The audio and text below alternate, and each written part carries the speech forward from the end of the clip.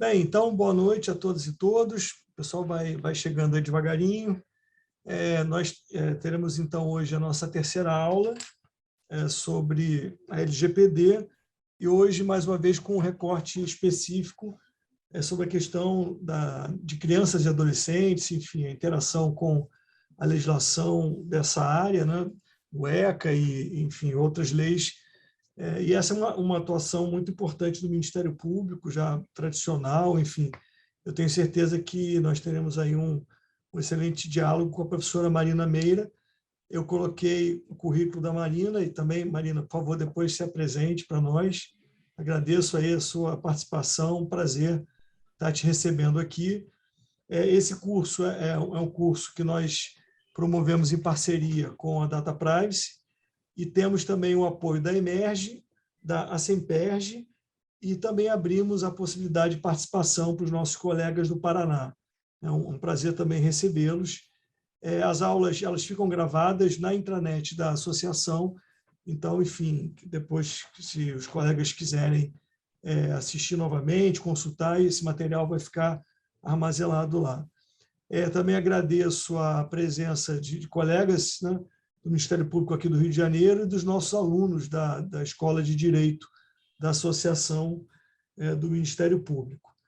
Bem, então, sem mais delongas, uma lembrança que eu acabei esquecendo na última aula. Marina, se você achar interessante, a gente pode pensar num intervalinho de 5 a 10 minutos, por volta aí de 19h45, enfim. Mas aí fica aí a seu critério, tá? Talvez seja interessante que o pessoal levanta um pouco, bebe uma água, enfim, mas fica também ao seu critério. E, mais uma vez, então, eu agradeço a sua presença aqui, enfim, acho que esse curso está sendo um sucesso, enfim, e já sem mais delongas, te passo a palavra. Muito obrigado. Obrigada, Rogério. Boa noite a todo mundo. Eu vou compartilhar aqui a minha tela, então. Esses avisos aqui são de praxe, tá? Vocês, por favor, fiquem super à vontade para, enquanto eu estiver falando, ao longo aqui da aula, irem mandando no chat, enfim, dúvidas, perguntas, o que quiserem interagir. Eu reservei também um momento final, mais ou menos 20 minutos, pelo menos para a gente poder debater, enfim, para ter um espaço para perguntas. Acho que vai ser muito legal essa nossa troca. Mas fiquem à vontade para ir interagindo, mandando coisas no chat ao longo do tempo. Então, eu sou a Marina, eu sou líder de projetos da Associação Data Privacy Brasil de Pesquisa, a ONG do Data Privacy Brasil. Imagino que o Bruno tenha explicado um pouquinho na primeira aula, né, como que o Data Privacy funciona. E eu trabalho aí com direitos digitais no terceiro setor já há algum tempo. Trabalhei no Instituto Brasileiro de Defesa do Consumidor, que é o IDEC, e trabalhei bastante tempo no programa Criança e Consumo do Instituto Alana. Então, trabalhava especificamente com o tema de proteção de dados de crianças e adolescentes, que hoje eu sigo acompanhando aqui pelo Data Privacy. É um tema ainda muito pouco desenvolvido, sobre o qual se fala muito pouco, então fico muito feliz da gente ter a oportunidade de conversar sobre ele aqui hoje. Nesses trabalhos, nesses outros lugares pelos quais eu passei, eu sempre interagi bastante com o Ministério Público, então é muito bom, acho, poder ter essa troca. O Ministério Público tem um papel importantíssimo aí em muitos pontos. Então, hoje a aula é sobre proteção de dados de crianças e adolescentes, pensando aí o panorama normativo brasileiro, e eu quero trazer também, especialmente para a gente poder debater um pouco dos principais desafios atuais, que são muitos para essa área para toda a área da proteção de dados, mas para o recorte de crianças e adolescentes em específico. Aqui, só para, enfim, para situar vocês mais ou menos, eu dividi, então, a aula em 3 partes. Primeiro, a gente vai falar de um modo mais geral sobre infância, adolescência, a doutrina da proteção integral. Sei que vocês aqui do Ministério Público já têm uma atuação histórica nesse tema, né, como o próprio Rogério falou, então não vou me alongar muito, mas acho que é bem importante a gente trazer esse panorama. Muitas pessoas que estão aí estudando direitos digitais e LGPD não estudam a parte do direito da infância e da adolescência, enfim, É muito importante, as duas coisas têm que caminhar juntas, se a gente vai falar sobre proteção de dados de crianças e adolescentes. Depois a gente entra um pouco mais especificamente para falar da proteção de dados de crianças e adolescentes, trazendo a LGPD. E aí vou tentar, então, fazer esse intervalo, Rogério, de mais ou menos 5, 10 minutinhos, e aí a gente passa para a parte de desafios com uma parte de perguntas e de interação, de debate ao final. Então, chegando nessa primeira parte, né, talvez eu esteja aqui chovendo um pouco no molhado, mas essa parte introdutória, acho que é importante a gente falar. O Estatuto da Criança e do Adolescente, que é o ECA, ele traz uma divisão para a gente. Então, crianças são as pessoas entre 0 e 12 anos incompletos, e adolescentes são aqueles entre 12 e 18 anos incompletos.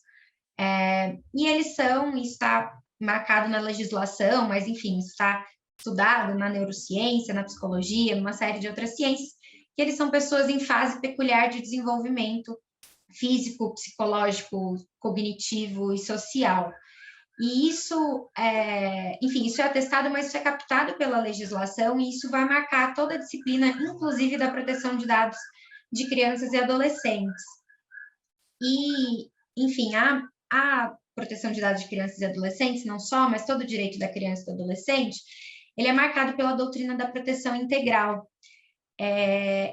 Essa doutrina, ela vem para o Brasil com a promulgação do ECA, que é de 1990, e também muito marcada pela promulgação da Constituição Federal, de 88. Quando o ECA ele é aprovado, ele entra em vigor, o que era o Código de Menores, ele é revogado, e o Código de Menores, ele tinha uma perspectiva muito ligada às crianças e adolescentes em conflito com a lei, né? Então, enfim, em relação com a justiça juvenil, com o sistema socioeducativo. Então, o que, enfim, a gente sabe que o quanto isso hoje no Brasil, toda a criminalidade, mas também das crianças e adolescentes, tem um recorte de classe social muito forte. Então, o Código de Menores, ele estava muito atrelado à perspectiva das crianças e adolescentes pobres em conflito com a lei, e ele não trazia uma perspectiva das crianças e adolescentes como sujeitos de direito. Então, quando o ECA vem, ele é aprovado, ele traz realmente essa mudança de paradigma, ele acaba com o que a gente chama de doutrina menorista e traz a acepção das crianças e adolescentes como pessoas, sim, vulneráveis, numa situação peculiar de desenvolvimento, mas sujeitos de direito. E, na verdade, o que a doutrina da proteção integral ela vai frisar é que as crianças e os adolescentes, eles têm todos os direitos que os adultos, que as outras pessoas têm, além dos direitos específicos que elas têm por estarem numa fase peculiar de desenvolvimento, por serem pessoas que são dotadas de alguma vulnerabilidade, uma vulnerabilidade, inclusive, juridicamente reconhecida. Aqui no Brasil, toda essa doutrina da proteção integral, ela também está muito atrelada com a Convenção sobre os Direitos da Criança da ONU, que é de 89, né? Ela vem um ano antes da aprovação do ECA, logo depois da promulgação da nossa Constituição. A Convenção, ela é o tratado internacional mais ratificado de todo o mundo. O único país que é Estado-membro da ONU que não ratificou a Convenção foi os Estados Unidos.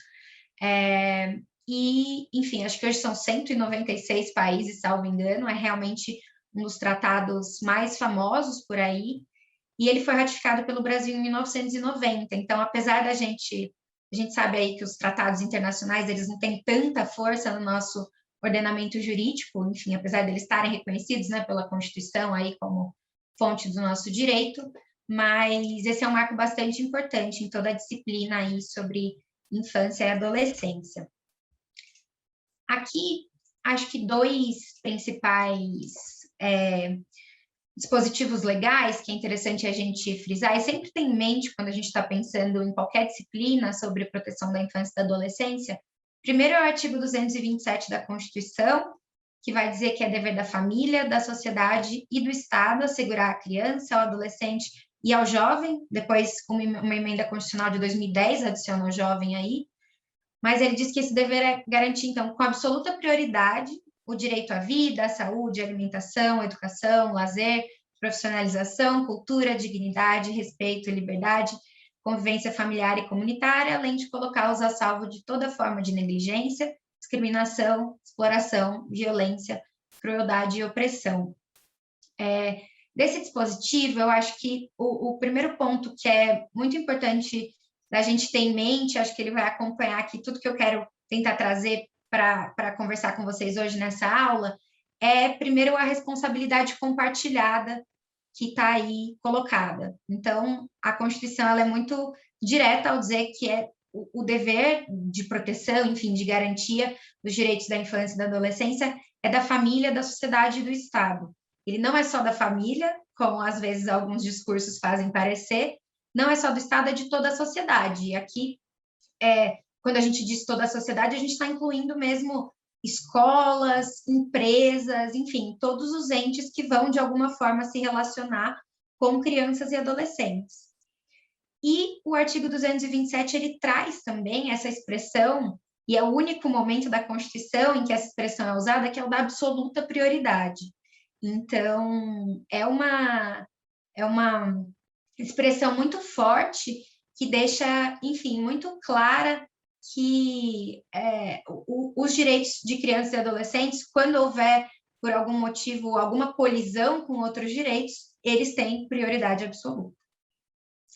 Depois vem o ECA, ele tem uma tônica muito parecida, né, com toda a Constituição Federal, e daqui eu acho que é interessante a gente destacar o artigo 3º, ele coloca que a criança e o adolescente gozam de todos os direitos fundamentais inerentes à pessoa humana, sem prejuízo da proteção integral de que trata essa lei. Depois o ECA vai trazer também, nos seus primeiros artigos, sobre a preferência das crianças e adolescentes nas políticas públicas. Então, apesar de muitas vezes isso não ser o que acontece, é a importância da gente sempre, em todas as regulações, enfim, políticas, sejam elas previstas em lei ou não, dos direitos de crianças e adolescentes serem considerados realmente com essa absoluta prioridade. O ECA tem um dispositivo muito interessante também, que acho que é legal trazer aqui desde o começo, para a gente ter em mente ao longo de toda a discussão, que é o artigo 71, que vai dizer que a criança e o adolescente têm direito a uma série, enfim, de questões, e também a produtos e serviços que respeitem a sua condição peculiar de pessoa em desenvolvimento.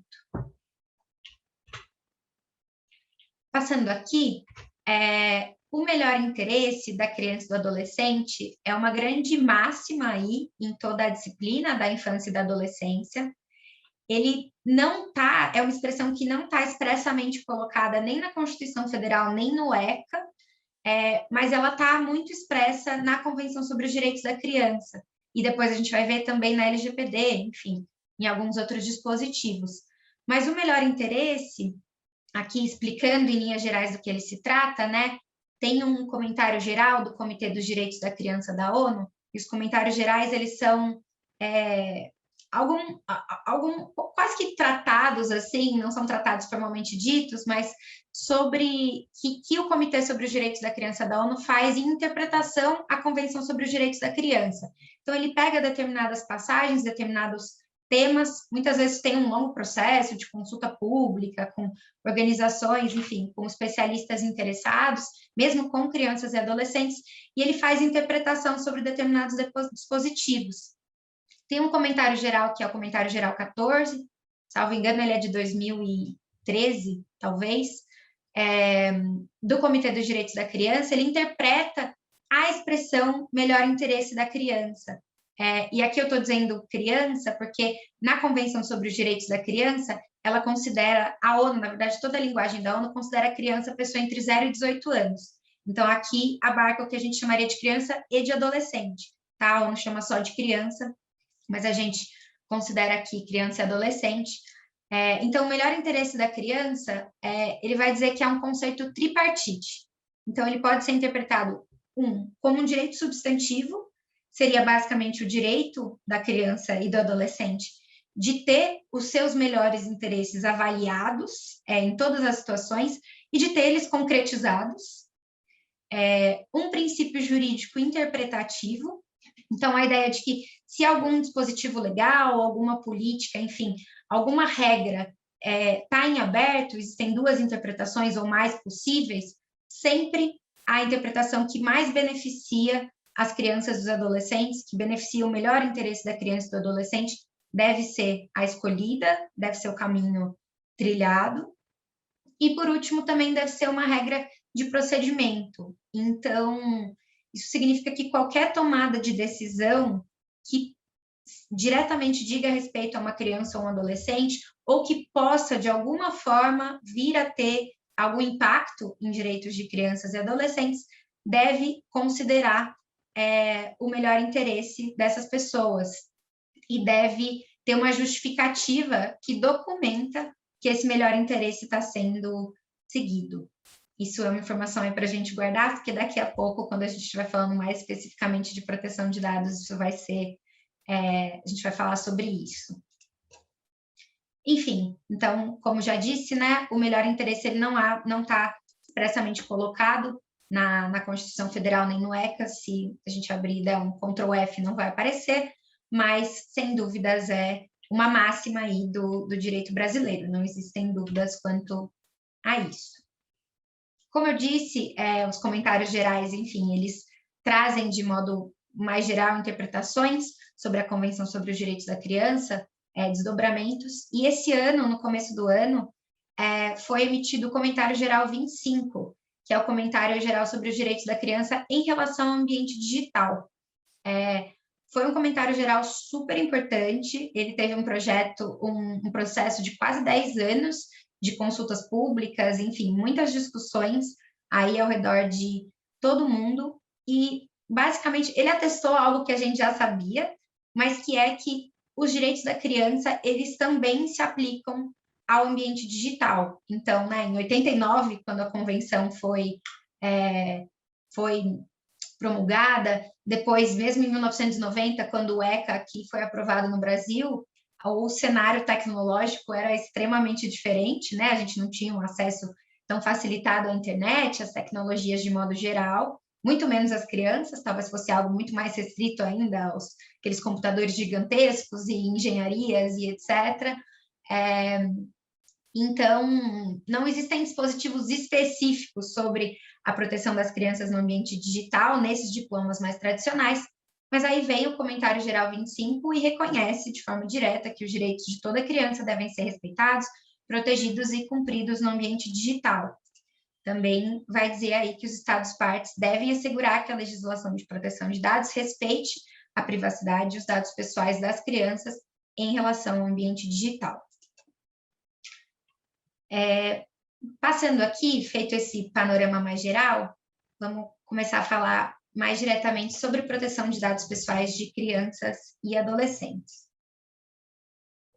E é claro, enfim, que como vocês certamente já viram por aí, o diploma mais importante que a gente tem no Brasil é a Lei Geral de Proteção de Dados, a LGPD, né, que entrou em vigência no ano passado, e a LGPD, assim como o comentário geral, enfim, o reconhecimento da proteção de dados de crianças e adolescentes, é claro que ele não está só atrelado ao ambiente digital, mas ele está muito atrelado ao ambiente digital, porque a gente sabe que hoje a internet ela é muito estruturada nesse modelo de negócio baseados em dados, enfim, a gente vai entrar um pouco mais nisso na parte dos desafios, mas acho que é importante, desde o começo, frisar também que o ambiente digital e toda a internet, ela é pensada numa lógica adulta, né? Uma lógica adultocêntrica que a gente fala. Então, a maior parte de todas as plataformas, ela é pensada por adultos para adultos. Mas a gente sabe que as crianças estão na internet. Qualquer um que convive com crianças sabe inclusive que às vezes a gente brinca que as crianças dão um baile na gente, usando tecnologias e internet. Claro, apesar, a gente não pode deixar de reconhecer ainda todas as questões de desigualdades de acesso à internet que existem no Brasil, mas fato é, enfim, a última pesquisa aí, né, do CETIC diz que 89% das crianças e adolescentes são usuárias da internet. Existe uma pesquisa também do Unicef, que é, salvo engano, de 2017, que diz que 1 em cada 3 usuários da internet são crianças. Então, enfim, é um número que só cresce mesmo a cada dia e a gente precisa passar a lidar com isso, a pensar nessa realidade. A LGPD, o que ela vai colocar como máxima, ela tem o seu artigo 14, só no artigo 14 ela fala sobre a proteção de crianças e adolescentes, e na verdade é interessante também, a gente fez, no mês passado, na verdade, a gente até soltou um artigozinho curto, um ensaio, em que a gente fez um estudo sobre toda a tramitação dos projetos de lei, todos os anos em que a LGPD tramitou, tanto no Executivo, né, primeiro no Ministério da Justiça, depois no Legislativo, com uma série de PLs, enfim, uma série de emendas e de anteprojetos, a maioria não falava nada sobre crianças e adolescentes.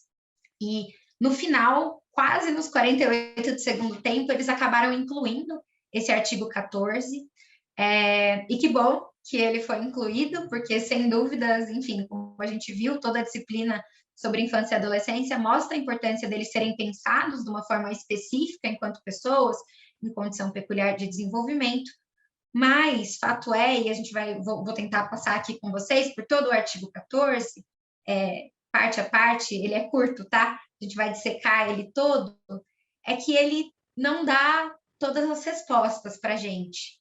Ainda tem bastante coisa em aberto sobre a proteção de dados de crianças e adolescentes, que, enfim, vai ficar aí para a Autoridade Nacional de Proteção de Dados, de certa forma, regulamentar, interpretar, mas acho que cabe muito também, enfim, a todas as instituições aí, né, do sistema de justiça, sem dúvida aos ministérios públicos, ao terceiro setor, a todo mundo que está pensando essa disciplina também apoiar essas lacunas e esses debates interpretativos. E, enfim, como eu entendo e acho que é o caminho, sempre pautado no melhor interesse da criança e do adolescente, né?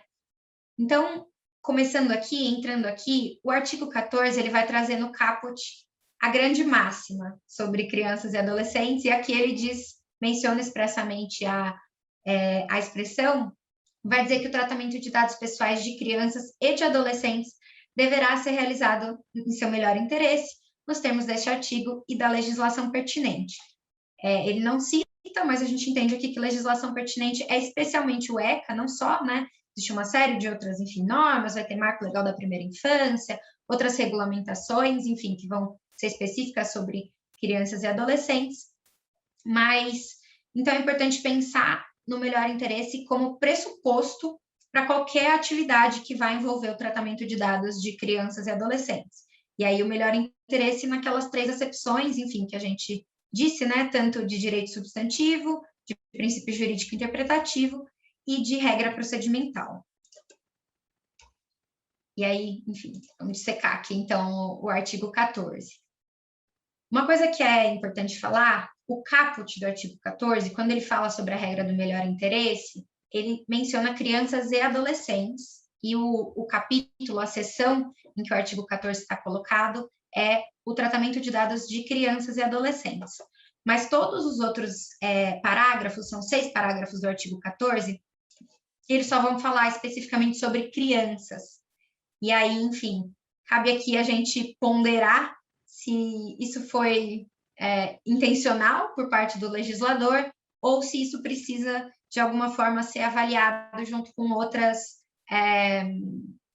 outros dispositivos legais, enfim, outros regimes legais aí que estão na legislação brasileira. Então, o parágrafo 1º do artigo 14, ele vai falar que o tratamento de dados pessoais de crianças deverá ser realizado com consentimento específico e em destaque, dado por pelo menos um dos pais ou pelo responsável legal da criança. O artigo... Então, esse parágrafo, quando ele fala sobre consentimento, primeira coisa, ele não diz expressamente, mas sem dúvida que esse consentimento deve seguir as regras gerais do consentimento que estão postas na LGPD, né? Então, quando se fala sobre consentimento de modo geral, a LGPD traz no artigo 5º alguns requisitos, que é que o consentimento seja livre, informado e inequívoco. Uma manifestação da vontade livre, então, no sentido da pessoa que vai dar o consentimento realmente ter a possibilidade de dar esse consentimento ou não, de ser um consentimento informado, então, que haja uma transparência em relação para a pessoa entender efetivamente com o que ela está concordando. E, por último, inequívoco, que seja uma manifestação de vontade que pode depois ser apurada, né? Que seja passível de comprovação. Então, uma mera omissão, por exemplo, não é considerada um consentimento. Então, todas essas regras se aplicam aqui também ao consentimento que vai ter que ser dado por um dos pais ou responsável legal para o tratamento de dados de crianças. Agora, um debate que é importante a gente fazer a partir desse dispositivo, e não existe, como eu disse, uma resposta fixa ainda a respeito, a gente não tem uma manifestação nenhuma da ANPD sobre isso, o que acontece com o consentimento que é dado por adolescente, já que a LGPD só fala do consentimento que é dado por criança, o consentimento parental precisa ser dado para o caso de tratamento de dados de crianças. E aí a gente vê, por enquanto, a doutrina se posicionando de duas formas. A primeira corrente diz que o consentimento dado por adolescente seria válido, já que o legislador optou por não falar nada especificamente sobre o consentimento de... Alguém aqui está no chat, está falando que está sem áudio, mas eu acho que o resto está com áudio, né? Talvez, enfim, não sei se é alguma questão aí sua, não sei se Plínio talvez possa ajudar. Mas, enfim, então, existem pessoas que dizem que o consentimento seria válido, porque seria uma questão que o legislador realmente optou por entender a autonomia progressiva, que também é um instituto que vai ser sempre aplicado para a disciplina sobre infância e adolescência, então entender que a forma como a gente entende uma criança de 5 anos é totalmente diferente da forma como a gente entende uma criança de 15, por exemplo, um adolescente de 15, né, aliás, realmente existe esse princípio da autonomia progressiva, de entender que cada vez mais aquela criança, aquele adolescente vai ter discernimento em relação aos seus direitos.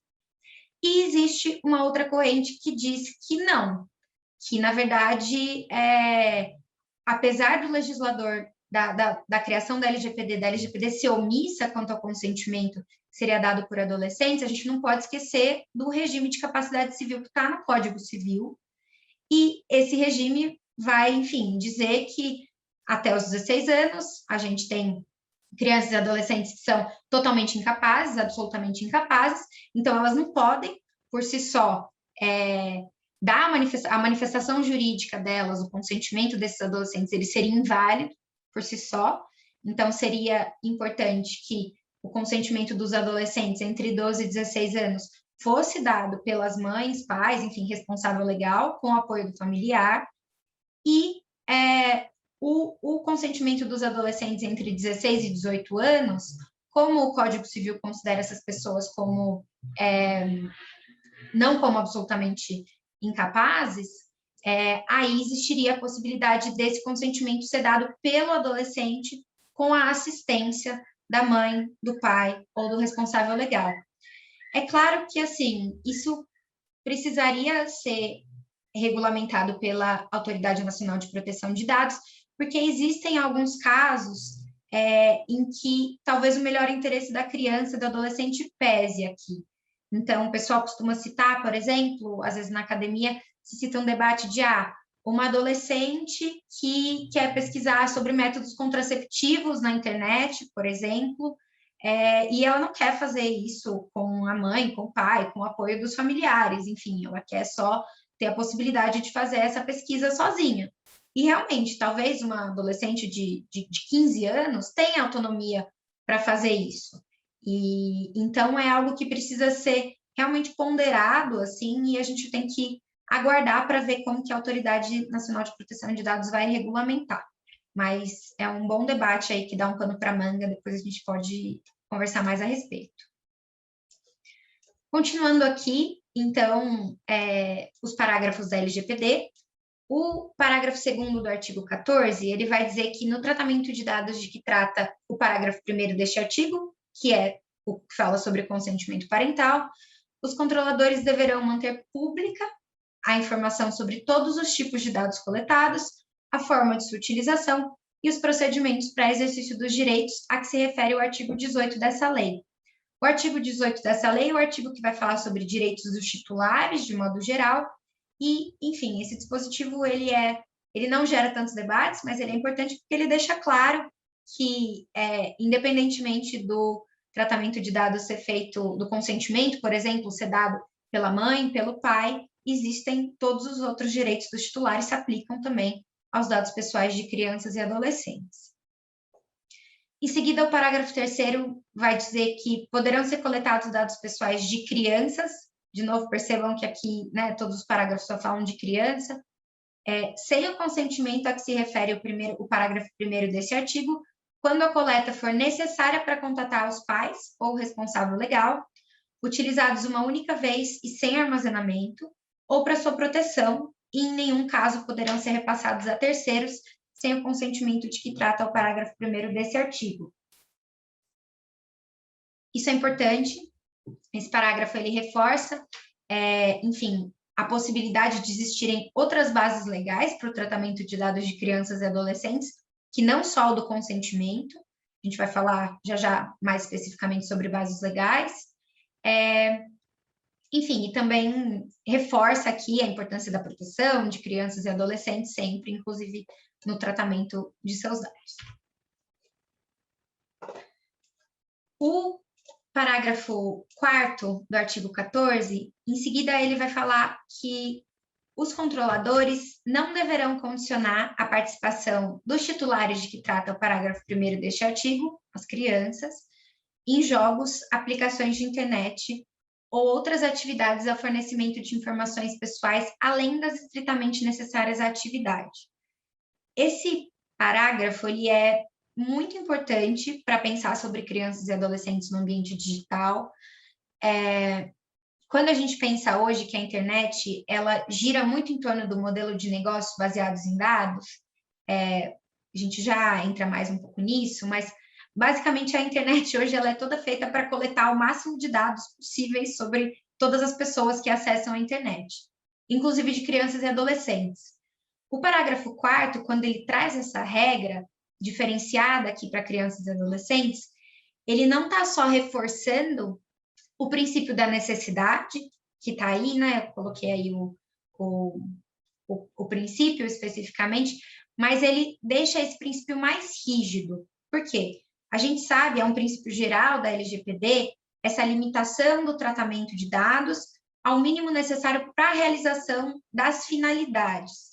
Mas quando a LGPD, de modo geral, coloca o princípio da necessidade, ele atrela com o princípio da finalidade. Então, a partir do momento em que você vai tratar dados de algum titular e você informa para ele diferentes finalidades, você tem que tratar os dados básicos para essa finalidade. Ok. No caso aqui de crianças e adolescentes, não é exatamente essa mesma lógica. Tem esse parágrafo 4º, ele traz algumas nuances. Então, basicamente, na verdade, a gente entende que independe de você colocar uma série de finalidades, porque, por exemplo, você não vai poder colocar que uma finalidade vai ser comercial, vai ser a finalidade de enviar publicidade. Por quê? Porque você só vai poder coletar dados de crianças se eles forem estritamente necessários para aquela aplicação funcionar, aquele jogo, enfim, aquela aplicação de internet, aquela vivência da criança no ambiente digital. Então, não sei se ficou claro, mas existe qualquer coisa, por favor, vão sinalizando no chat, mas existe uma nuance. Claro, Viviane, deixa eu voltar aqui na sua dúvida. Na verdade, então, quando a gente está falando sobre... Deixa eu voltar aqui até... Opa! Estou passando para frente. Quando a gente pensa aqui sobre o consentimento, existem, então, essas duas correntes, né? Essa corrente que vai falar sobre se o consentimento parental, se as mães e os pais precisam dar o consentimento para o tratamento de dados de adolescentes. Existem pessoas que dizem que não, que o adolescente pode, por si só, consentir com o tratamento de seus dados.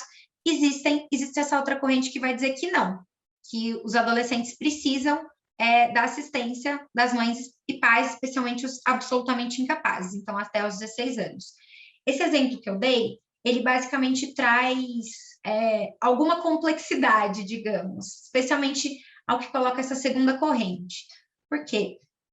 Vamos pensar nesse caso, então, que tem uma adolescente que está fazendo que quer fazer uma busca na internet, e aí todos os sites, a grande maioria dos sites da internet, eles vão tratar dados do usuário, tá? Tanto que quando a gente entra num site novo, tem ou deveria ter aquela barrinha da política de privacidade. Este site utiliza cookies. Você concorda? Alguns você até pode sinalizar com quais tipos de cookies você concorda ou discorda, tá? E aí sempre vão ter os cookies essenciais para o funcionamento do site, que são realmente alguns localizadores persistentes que o site precisa coletar para funcionar, inclusive as obrigações regulatórias. Então, os sites precisam coletar, por exemplo, o IP por uma determinação do Marco Civil da Internet, e existem algumas outras categorias de sites de cookies que não são necessários, então que normalmente a gente tem a possibilidade de dizer se quer ou não. Então, os analíticos, os de publicidade, etc. Né? Quanto mais cookies a gente habilita, mais dados pessoais sobre a gente, mais identificadores nossos estão sendo coletados. Agora, imagina se tem um adolescente que quer fazer uma pesquisa na internet sobre métodos contraceptivos, por exemplo. É uma coisa que é plausível, que é razoável, que pode acontecer no caso de adolescentes, né? Especialmente, enfim, adolescentes já com mais idade, e que adolescentes podem querer fazer isso sem necessariamente avisar seus pais, podem querer fazer isso no âmbito da sua esfera privada. Crianças e adolescentes têm direito à privacidade, né? Está reconhecido, enfim, no ECA, numa série de outros dispositivos. E ficaria complicado aqui a gente dizer que, para eles fazerem essa busca, eles vão precisar da assistência da mãe, do pai, de algum responsável legal. Então, vão precisar ter sua mãe, seu pai do seu lado, dizendo que consentem ou não com a criança fazer essa busca, mexer na internet, usar esse determinado site. É claro, e esse ponto aqui que você trouxe é um ponto muito importante, e vamos voltar nele quando a gente trouxer dos debates, dos desafios. Acho que, enfim, inclusive vai ser legal te ouvir. Sim, crianças e adolescentes estão o tempo todo usando a internet e fazendo essas buscas sem pai e mãe estarem do lado, necessariamente consentindo, observando tudo que as crianças e os adolescentes fazem na internet. Existem pessoas que até dizem que talvez esse seria o ideal, mas a gente está falando de uma realidade impossível, né? De mães e pais estarem realmente do lado, acompanharem tudo que as crianças e adolescentes estão fazendo na internet. E, enfim, caso a gente entendesse que esse seria o caminho, a gente também estaria, talvez, desconsiderando muitas das desigualdades aí no Brasil, né? A gente está desconsiderando que tem mães e pais que não conseguem o tempo todo acompanhar as crianças e adolescentes, especialmente mães que têm, enfim, jornadas duplas, jornadas triplas de trabalho. Pense aí num cenário de pandemia que certamente deixou, eu não sou mãe, mas, enfim, que deixou muitas mães e pais malucos aí com crianças e adolescentes dentro de casa, tendo que fazer um monte de coisa. É um cenário quase impossível colocar mães e pais para acompanharem crianças e adolescentes de tudo, mas se a gente for entender pela letra da lei, como crianças certamente, e talvez adolescentes, fica aí aberto para discussão, não têm maturidade nem capacidade civil para consentir com o próprio tratamento de seus dados. Estritamente falando, isso deveria ser feito sim. Esse consentimento deveria ser dado pelas mães e pelos pais. É claro que a gente vai falar um pouco mais adiante, nem tudo precisa, o tratamento de dados de crianças e adolescentes nem sempre precisa ser feito com base no consentimento. Mas legal, acho que deu para entender. Então, passando aqui adiante, o parágrafo 5º do artigo 14 da LGPD, ele vai dizer que o controlador deve realizar todos os esforços razoáveis para verificar que o consentimento a que se refere o parágrafo 1º desse artigo, o consentimento dado por mãe, pai, responsável legal para o tratamento de dados de crianças, foi dado justamente pelo responsável legal da criança. Então, que a criança não deu uma burlada, né? A gente sabe que isso é muito possível de acontecer. E assim, acho que aqui é interessante a gente pensar, e de novo, eu também não trago respostas definitivas, também é impossível a gente trazer respostas muito definitivas quando a gente fala de tecnologia, porque os avanços estão acontecendo a cada dia, mas para a gente pensar um pouco junto o que poderiam ser esses esforços razoáveis, né? Como que os controladores poderiam ter certeza que o consentimento foi dado por uma mãe, pelo pai ou por um responsável legal e não por uma criança ou não por um estranho em relação à criança. Às vezes, existem algumas possibilidades, enfim, aí que estão levantadas, às vezes em práticas mesmo, códigos de conduta, mas está super aberto, tá? Aqui para a gente discutir. Uma questão que às vezes é trazida é sobre a verificação de titularidade, por exemplo, de cartão de crédito. Alguém com menos de 18 anos dificilmente seria titular de um cartão de crédito. Mas aí cabe a gente pensar também, será que isso não seria excludente? Não são todos os brasileiros que têm acesso a cartão de crédito. A possibilidade de ser um número de CPF e de ter a possibilidade, enfim, de ter acesso a uma base de dados que confira que esse CPF é de uma pessoa com mais de 18 anos. Existe também a possibilidade do reconhecimento facial, mas o reconhecimento facial, imagino que a Daniela, na aula passada, tenha conversado um pouco com vocês sobre as grandes problemáticas envolvendo o reconhecimento facial, então cabe aqui a gente pensar também se seria ou não interessante, também até que ponto o reconhecimento facial é preciso para definir se aquilo é o rosto, se é a face de uma criança, se é de um adolescente, se é de um adulto. E a importância da gente sopesar essa coleta de dados para que seria um esforço razoável para entender se esse consentimento é de um responsável legal, enfim, é mesmo de um adulto, com a minimização de dados. Então, não adianta nada para fazer esse esforço razoável ter uma coleta super massiva, uma mega extração de dados, porque isso vai estar indo, enfim, na contramão de outros princípios gerais da LGPD. Então, enfim, é uma questão complexa aí que exige uma série de ações complexas também.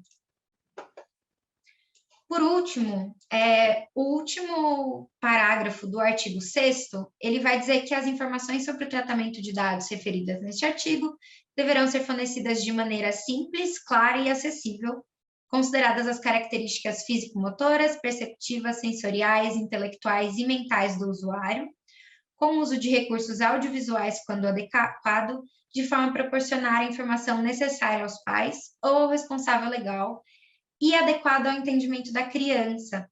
Acho que isso aqui é bem interessante, porque a LGPD ela já traz, de certa forma, nesse parágrafo 6º, a importância da educação digital também, da educação midiática para crianças e adolescentes, para que aos poucos elas possam ir entendendo mais sobre a vivência digital, possam discernir um pouco mais sobre o exercício dos seus direitos no ambiente digital. Mas aqui queria trazer um contraponto. Esse gráfico, ele é de uma pesquisa que foi feita pelo New York Times, salvo engano, em 2019. 2020, coloquei aí na fonte. E ele foi feito em inglês, né? Mas uma série enfim, ela pode ser transposta para cá, para nossa lógica.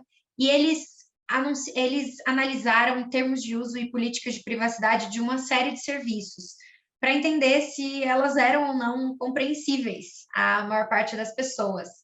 E a gente sabe, enfim, a gente já sabe que não, né? A gente sabe que são aquelas letrinhas pequenas que, mesmo às vezes, a gente do direito fica quebrando a cabeça enfim, sem conseguir entender. São aqueles termos que parece que são obscuros de propósito, mas esse gráfico aqui ele é bem interessante, porque eu acho que ele coloca bem às claras mesmo, o quanto muitas vezes a linguagem é complicada. Então, aqui eles colocam tanto, aqui na horizontal, o tempo que demora para você ler toda a política. Vejam que a do Airbnb é a que mais demora tempo, demora quase 40 minutos para você parar e ler toda a política de privacidade, o que é algo quase irreal, porque normalmente essas políticas aparecem no momento em que a gente já quer usar, né, o site. Então, já entrei lá no Airbnb, eu quero fazer uma busca, parar e ler 40 minutos é algo, enfim, no mínimo complicado. E aqui na vertical, eles fizeram um score de legibilidade. Então, o quão compreensível mesmo isso é a uma pessoa básica. E eles colocam aqui alguns parâmetros, então tem o nível de compreensão que seria para um estudante de ensino médio, essa primeira linha pontilhada. Depois, de uma pessoa que está na universidade, e por último, alguém que, enfim, que já está graduado numa universidade. Então, enfim, só passando aqui, e aí eu destaquei aqui alguns sites que são acessados por crianças e adolescentes, a gente sabe disso, é real, e o quão longe a gente ainda está de concretizar mesmo esse artigo 6º, esse parágrafo 6º do artigo 14, e de se ter termos de uso e políticas de privacidade que sejam compreensíveis.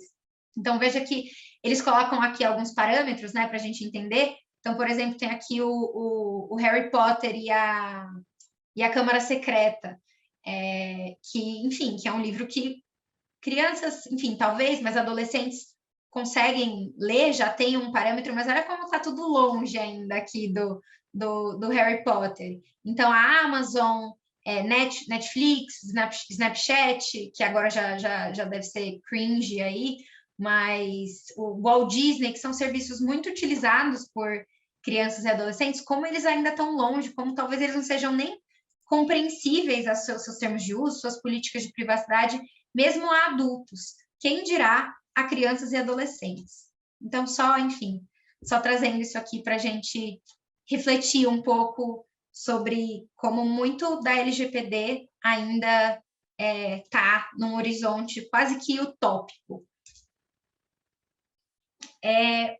Continuando aqui sobre a LGPD, é muito importante a gente pensar sobre as bases legais para o tratamento de dados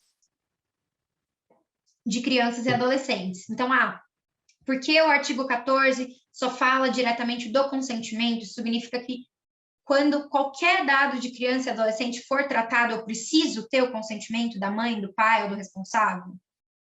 Vamos ver. Existe bastante discussão, de novo, a LGPD não é clara sobre o assunto, mas existem 4 principais correntes, acho que dá para dizer, que tem se delineado aí.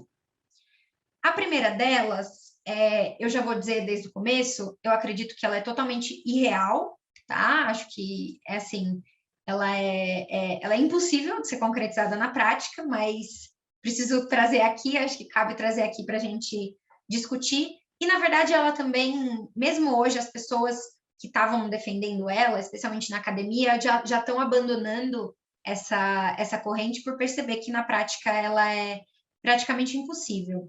Então, ela seria de que apenas as bases legais que estão diretamente mencionadas no artigo 14 poderiam ser utilizadas. Isso seria o consentimento da mãe, do pai ou do responsável legal, que a gente viu lá no parágrafo 1º do artigo 14, a coleta necessária para contatar mãe, pai ou responsável legal, que está no parágrafo 3º do artigo 14, e a coleta necessária para a proteção da criança, que também está nesse parágrafo 3º do artigo 14. Só que como esses parágrafos todos do artigo 14 só falam sobre crianças, o pessoal que estava, enfim, defendendo essa corrente diz que quanto a adolescentes aí não teria nenhuma restrição. Então, para crianças seria essa base, essa disciplina super restrita, e para adolescentes não teria nenhuma restrição. Então, todas as bases legais do artigo 7º e do artigo 11, que são os 2 artigos da Lei Geral de Proteção de Dados que falam sobre bases legais, o artigo 7º fala sobre as bases legais para o tratamento de dados pessoais, no modo geral, e o artigo 11 sobre o tratamento de dados sensíveis, no modo específico. Tudo isso poderia ser usado para tratar dados de adolescentes.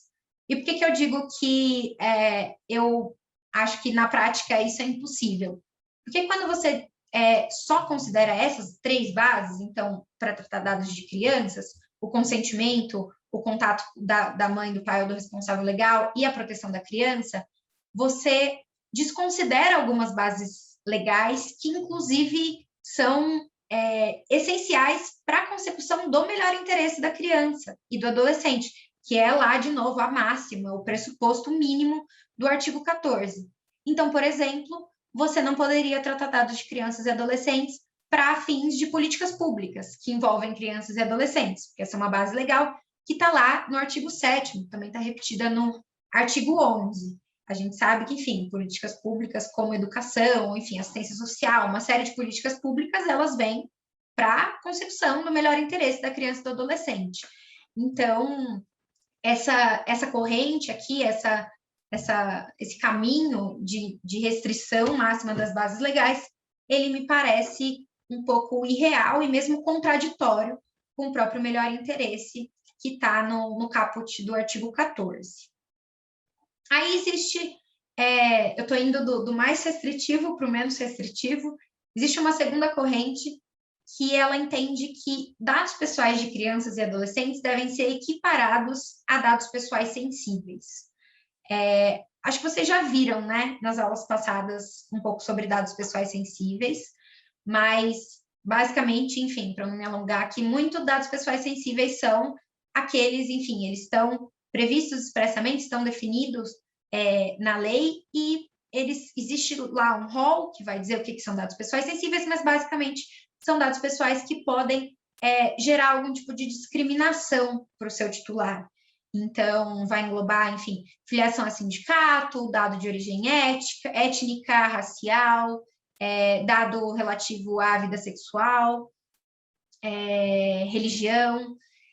E essa corrente aqui, que ela entende que os dados pessoais de crianças e adolescentes se equiparam aos dados sensíveis, ela chega a essa conclusão porque o consentimento que é descrito no artigo 14 da LGPD, ele é o mesmo consentimento que é descrito no artigo 11, inciso 1º, que é o artigo que vai falar sobre o tratamento de dados sensíveis.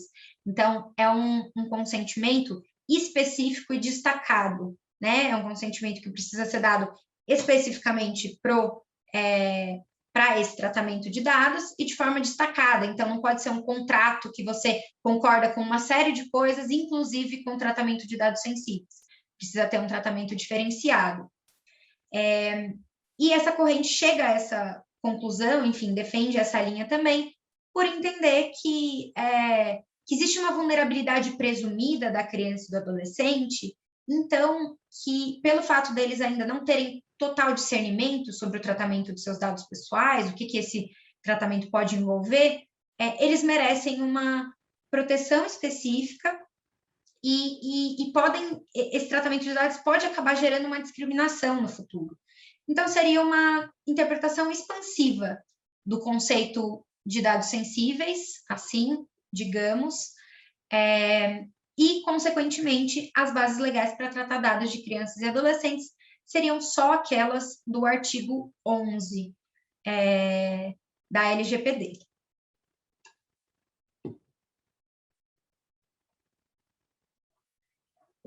Uma terceira corrente, ela vai dizer que não.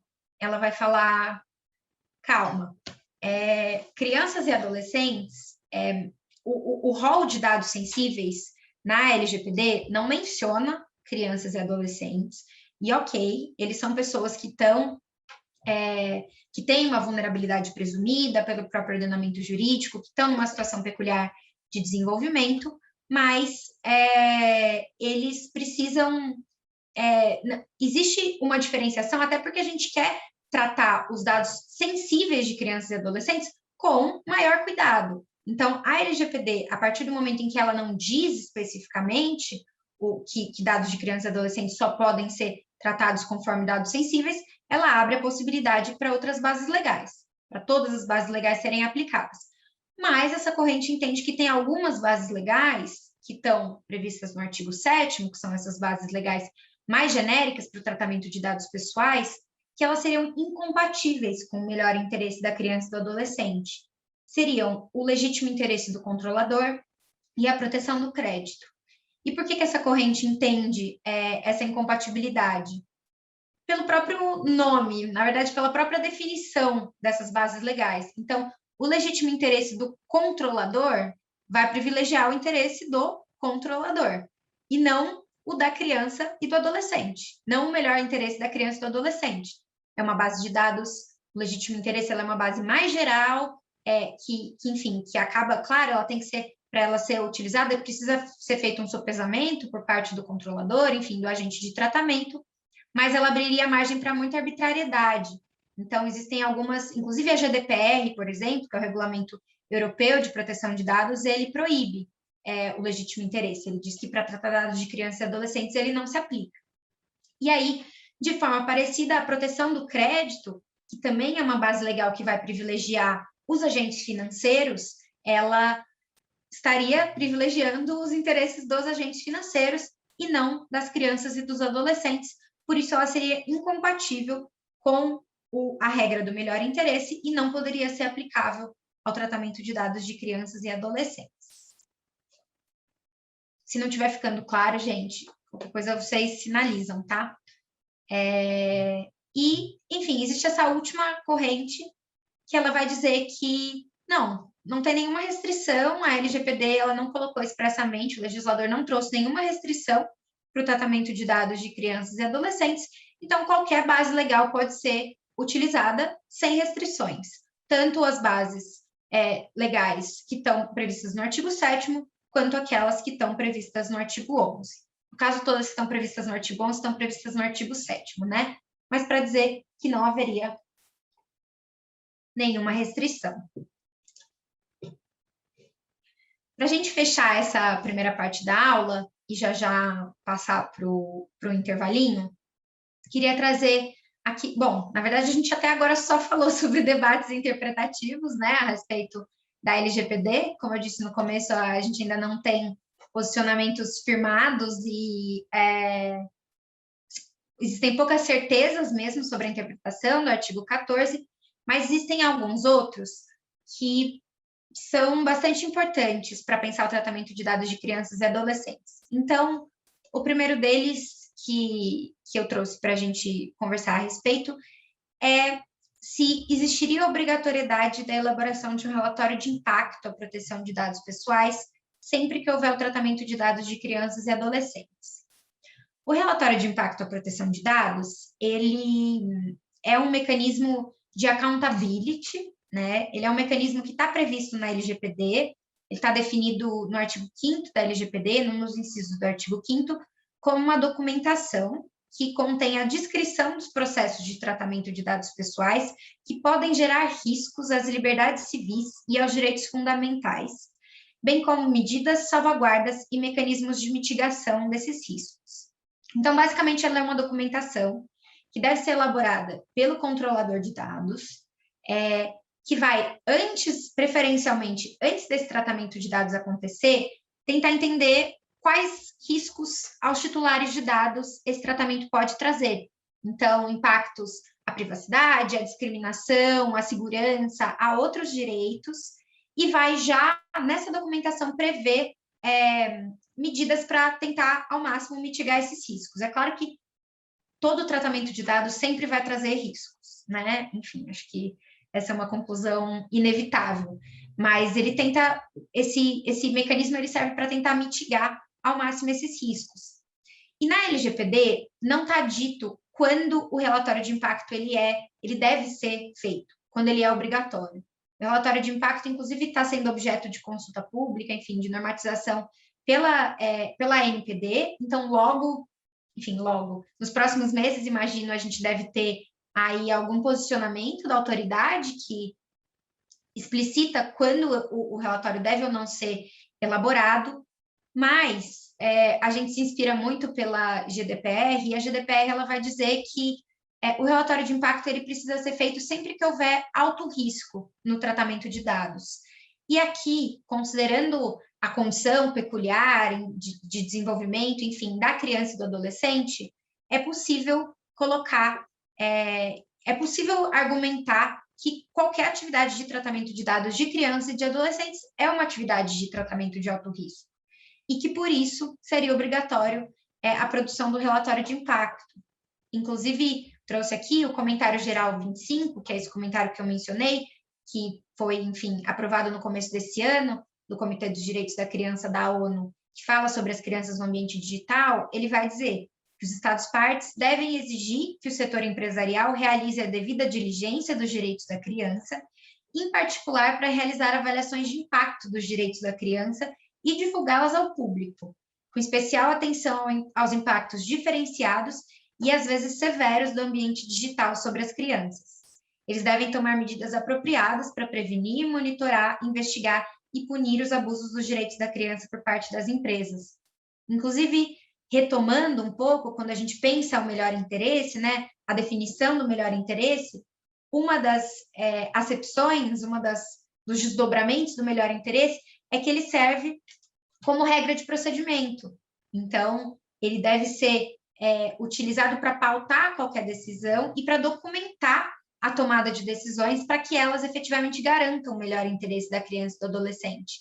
Então, essa acepção, inclusive, ela corrobora a obrigatoriedade da produção do relatório de impacto. Então, se você decide tratar dados de crianças e adolescentes, você precisa fazer essa documentação para realmente deixar registrado como você está indo atrás, como você pretende chegar na consecução do melhor interesse da criança e do adolescente e quais medidas você vai tomar para mitigar riscos para que esse melhor interesse seja efetivamente atingido. E aí aqui um segundo debate interpretativo, que é sobre a questão da existência de regras específicas para o tratamento de dados de crianças e adolescentes. Por que eu estou falando isso? Quando eu disse lá no começo que a internet ela é pensada por adultos e para adultos, isso é um fato, e normalmente quando a gente vê as políticas de privacidade, os termos de uso das grandes plataformas, das principais aplicações da internet, elas não estabelecem regras específicas para o tratamento de dados de crianças e adolescentes. Ou, às vezes, quando mencionam alguma coisa, só dizem que o consentimento, nesse caso, quando são crianças e adolescentes, precisa ser dado pelo responsável legal, e não por essas pessoas, né, com menos de 18 anos. Mas, assim, se o artigo 14 da LGPD, ele estabelece como pressuposto, realmente como requisito básico para o tratamento de dados de crianças e adolescentes,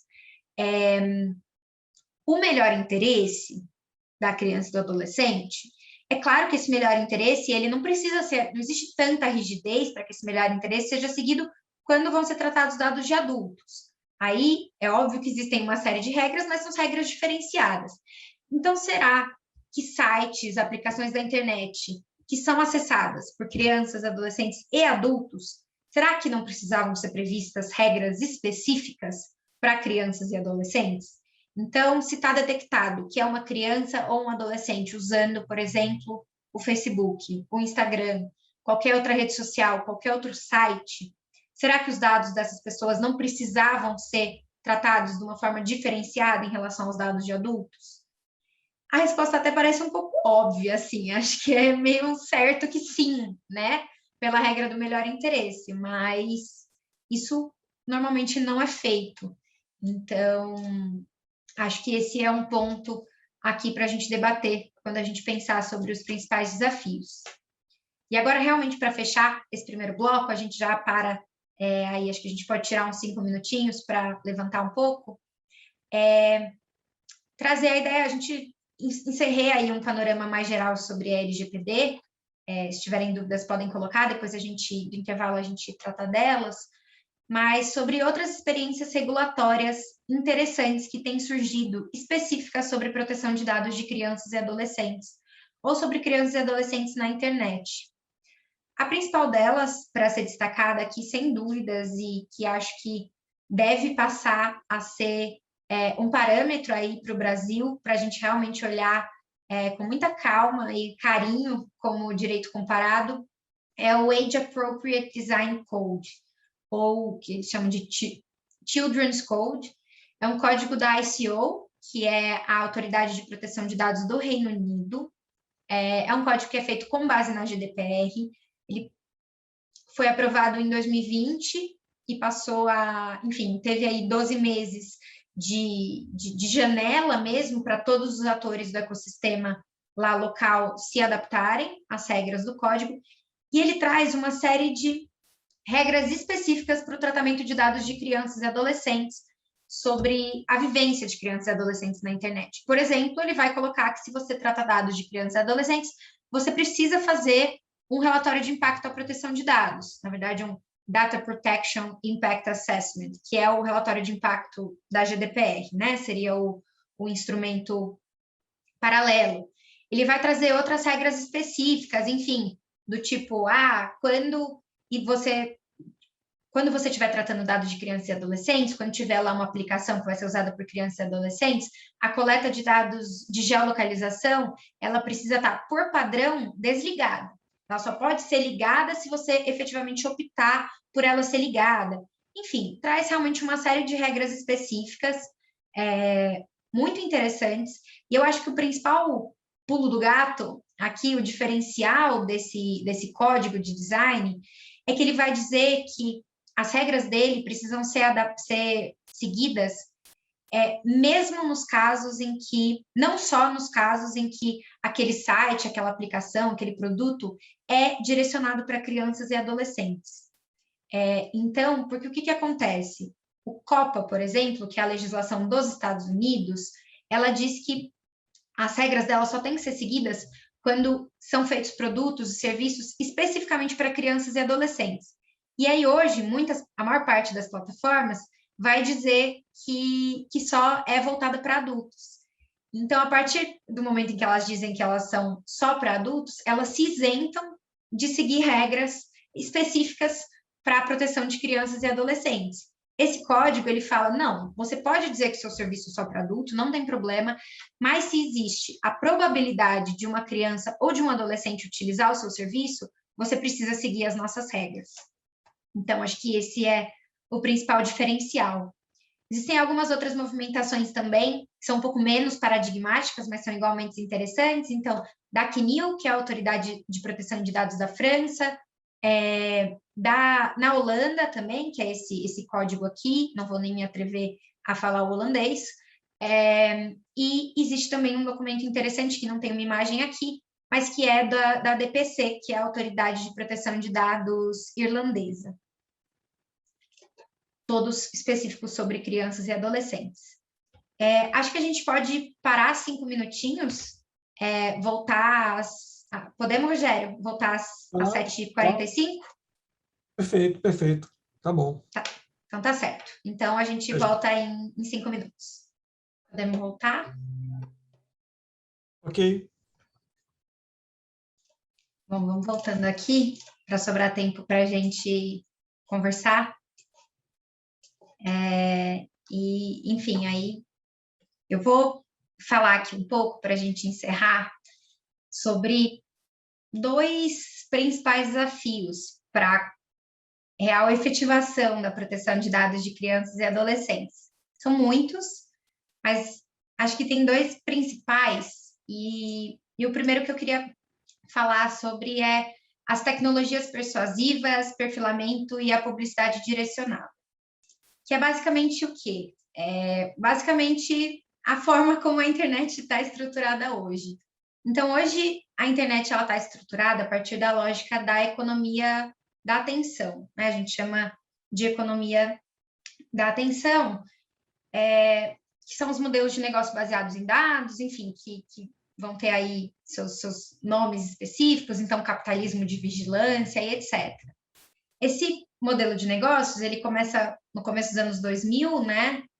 E com a percepção de que, conforme começou isso com engenheiros do Google, até, na verdade, os engenheiros do Google começaram a perceber que eles tinham, que a partir das informações que eles tinham sobre uma pessoa, então, tanto o histórico de buscas dela no site, no Google, na internet, quanto, por exemplo, a localização dela no Google Maps, os contatos que ela fazia no Gmail, enfim, depois, mais para frente, o que ela assiste no YouTube, em várias plataformas, a partir da vivência mesmo da pessoa na internet, era possível prever aquilo que ela continuaria fazendo na internet. E era possível prever aquilo que a pessoa ia buscar na internet e o que iria interessar aquela pessoa. Então, a partir dessa percepção, hoje se estrutura a economia da atenção ou a economia movida a dados, que é o quê? A ideia de que as plataformas, elas querem coletar o máximo de dados a nosso respeito. Tudo que a gente faz na internet está sendo monitorado, não só os dados que a gente escreve, então o nosso nome, o nosso endereço, enfim, dados que a gente coloca efetivamente diretamente na internet, mas também outros rastros que a gente deixa sem perceber. Então, o tempo que o cursor do nosso mouse, o tempo que a gente passa em cada página, o clique que a gente dá, qual que é o stories do Instagram que a gente vê por mais tempo e etc.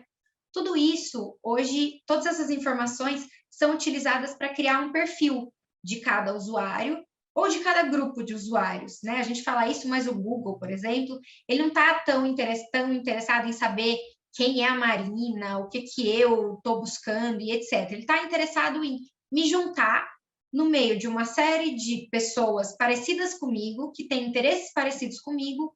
Por quê? Para que ele possa vender publicidade de uma forma assertiva.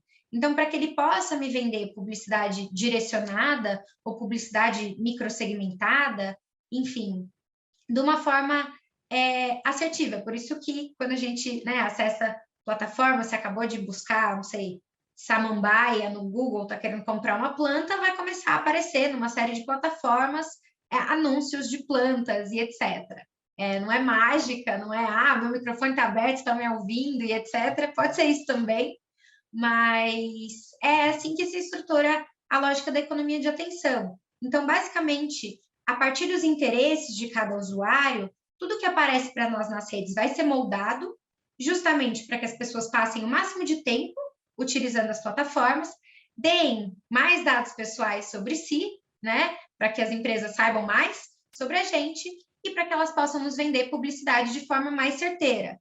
É por isso também que hoje, essas que são as empresas mais ricas do mundo, a gente não paga diretamente para usar os serviços delas, né? A gente não paga para usar o YouTube, para usar o Facebook, para usar o Instagram. Mas ainda assim, elas são as mais ricas. Por quê?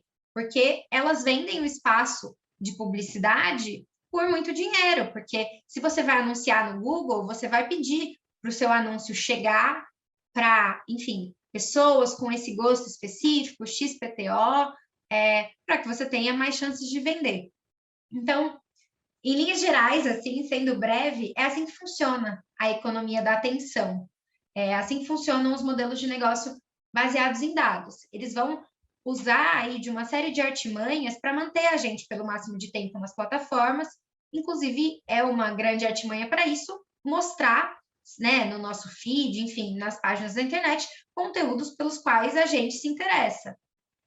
Por isso que a gente fala até, aqui na minha bolha, por exemplo, na minha rede social, é realmente na sua bolha, porque são os conteúdos que aquela plataforma sabe que você vai se interessar.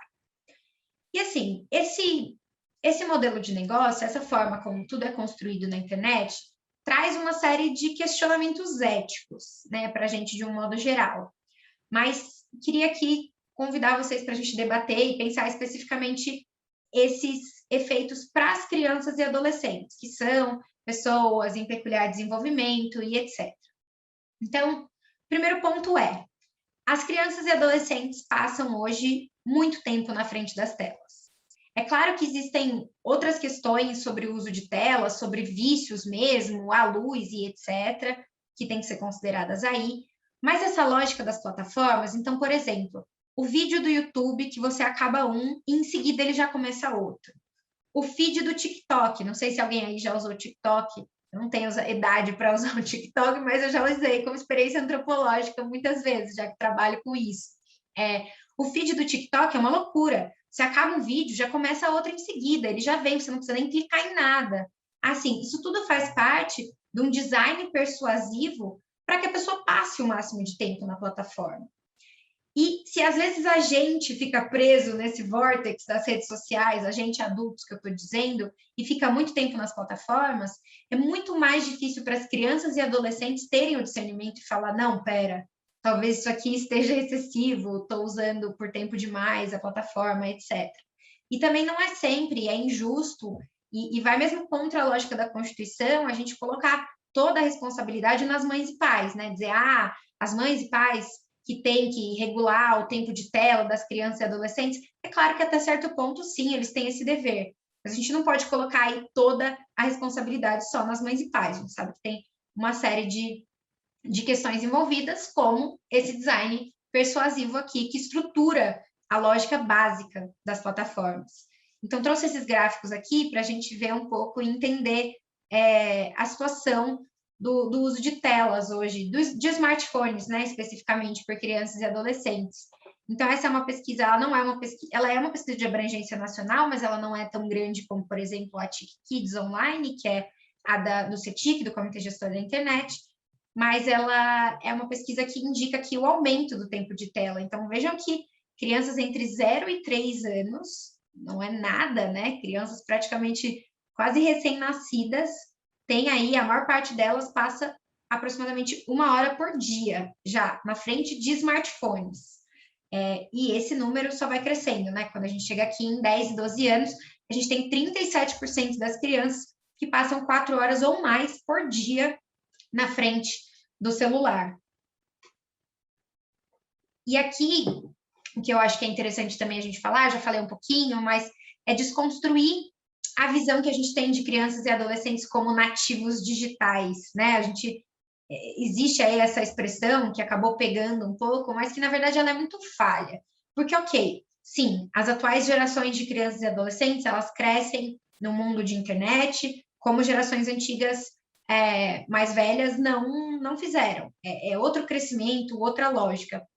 E tudo bem também, às vezes as crianças e adolescentes sabem mexer no Zoom, mexer no Google muito melhor do que as mães e pais, mas isso não significa que elas tenham efetiva maturidade para compreender o que está por trás do uso dessas tecnologias. Muitas vezes nem a gente entende tudo que está por trás desse modelo de negócio, desse uso de dados intenso, dessa extração intensa de dados para perfilamento, né, para fazer o perfil e para direcionar publicidade, enfim, e para outros fins, para moderar conteúdo e etc. Então, acho que é importante a gente desconstruir também essa visão das crianças e adolescentes como nativos digitais e entender que eles são pessoas que são titulares de direitos, não são menores que não têm direito à privacidade, à proteção de dados, mas que precisam de um apoio no uso da internet.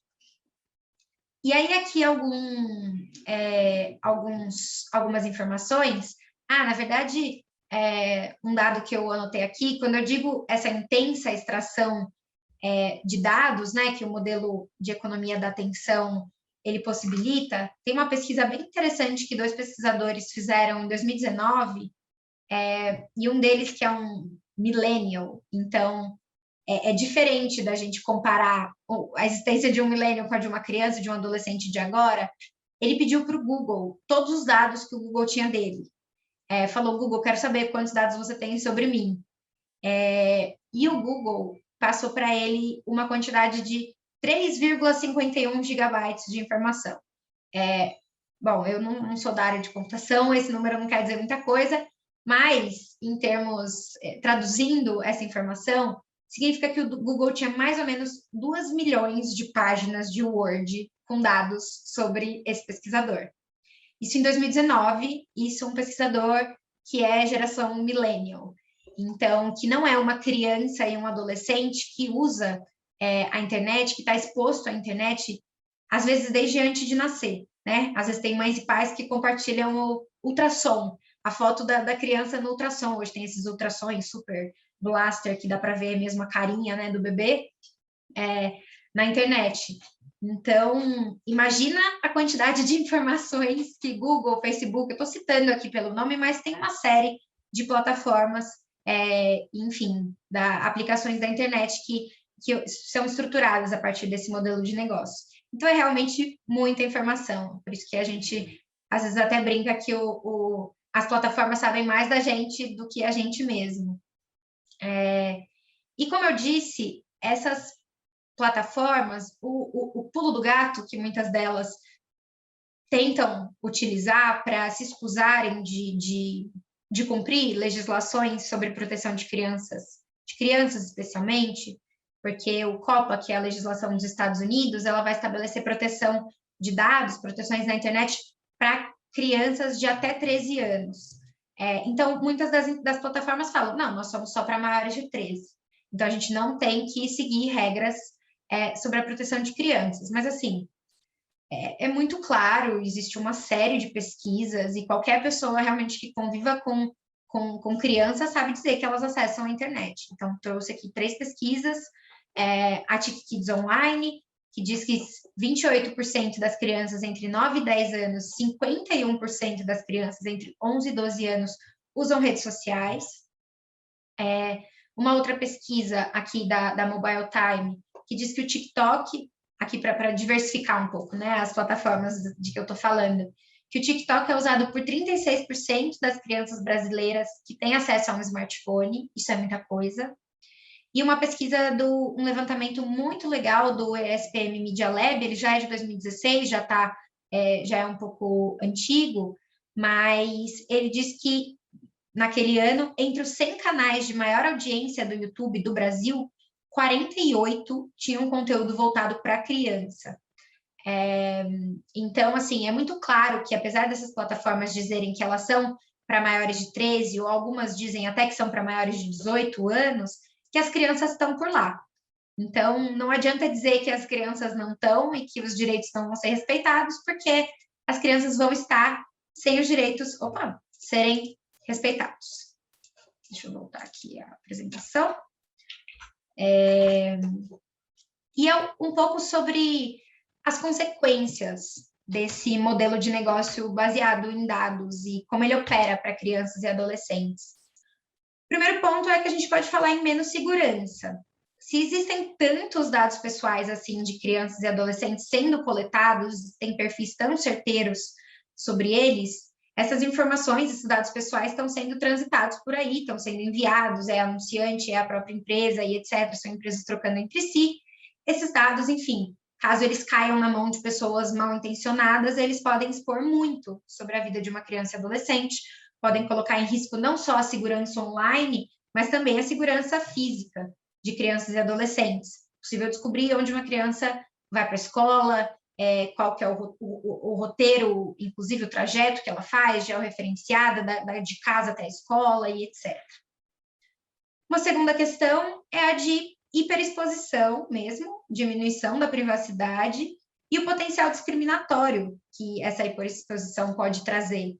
Então, e aí discriminatório, inclusive, enfim, pensando, por exemplo, em cyberbullying entre as crianças. Pode ser que algo que uma criança deixou na internet, uma informação que ela deixou na internet, daqui uns anos venha a ser descoberta por algum coleguinha, para na mão do coleguinha, o coleguinha vai lá e vai zoar a criança.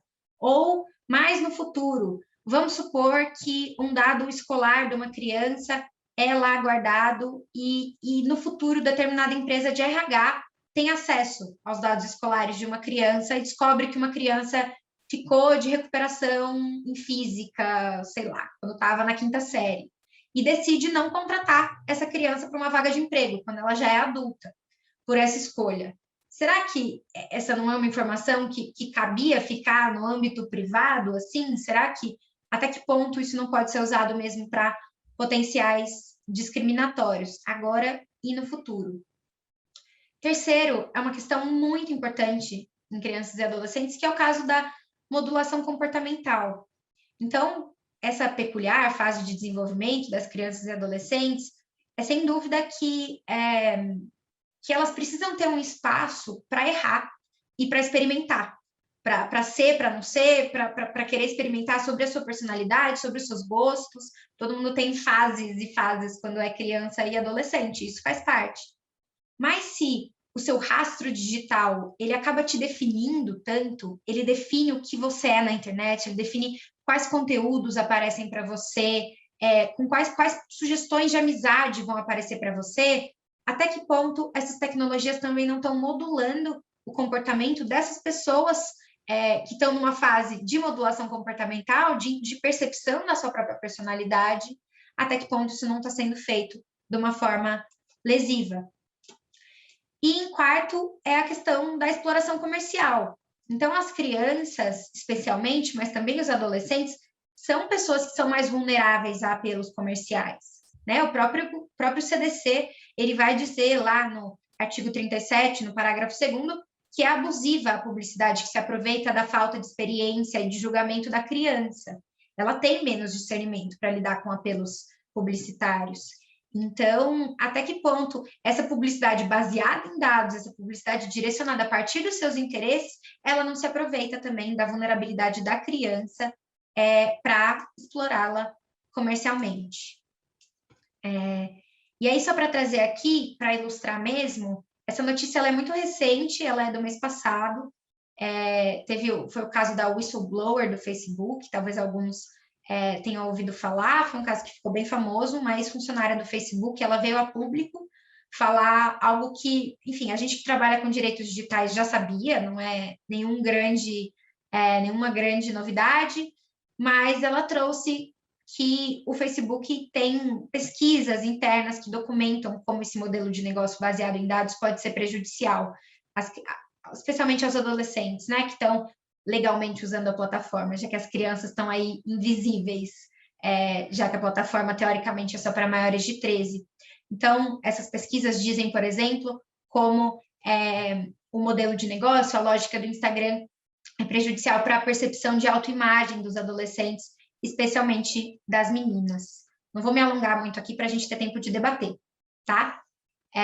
E sobre essa questão da publicidade e do modelo de negócio, trouxe esse dado aqui só para ilustrar mesmo como a exploração comercial e a gente é realmente bombardeado por anúncios, é muito intenso.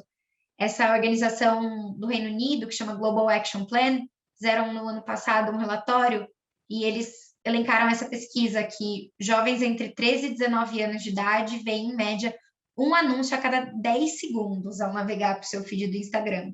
O que significa que em 1 hora de uso do aplicativo, o que a gente viu que acontece, são expostos a cerca de 420 anúncios publicitários. Isso é uma loucura, assim, é um número muito impactante mesmo. E acho que é interessante a gente lembrar que essa lógica das plataformas e muitas dessas empresas, elas oferecem também, e têm oferecido cada vez mais, especialmente nesse momento de pandemia, soluções para o ensino remoto.